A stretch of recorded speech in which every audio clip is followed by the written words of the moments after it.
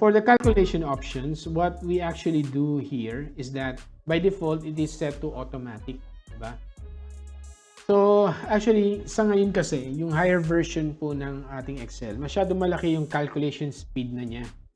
So, we don't have to think about kung magkakaroon ba tayo ng problema when it comes to the processing time. Kasi minsan, di ba, pag nag-refresh ka, automatic, magpa-process siya, tas minsan nagtitake ng ilang minutes or time or hours pa minsan. Before, nung nasa JP Morgan ako, ganun na nangyayari. Kailangan kong i-set siya into manual before ko siya i-run. Minsan nag-ano pa ako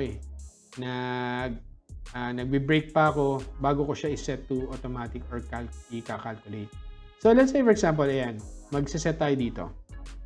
1 plus 1 is equals to, diba? Equals sum. Ayan. So alam natin na pag nag-set tayo ng formula, di ba? Ang nangyayari dyan is automatically nagkakaroon siya ng calculation. Di ba? Kunyari, binago natin to, ginawa natin 3, 4, 7, automatic nagka-calculate siya. Pero, ang nangyayari dito, pag sinet mo siya into manual, ang nangyayari dyan is, let's say, balik natin sa 1 plus 1.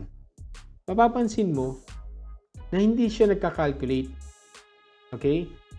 So, minsan, nagkakaproblema yung iba dyan kasi, di ba, mali yung information na ibibigay nila, na i-report nila, where in fact, nakaset lang pala into manual yung ating calculation option.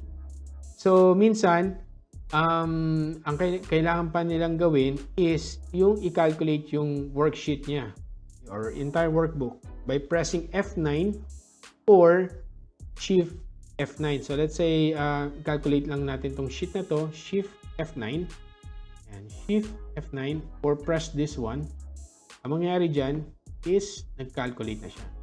So, again, kung di nyo po kabisado itong gamitin, itong calculation option, iset nyo lang po lagi into automatic.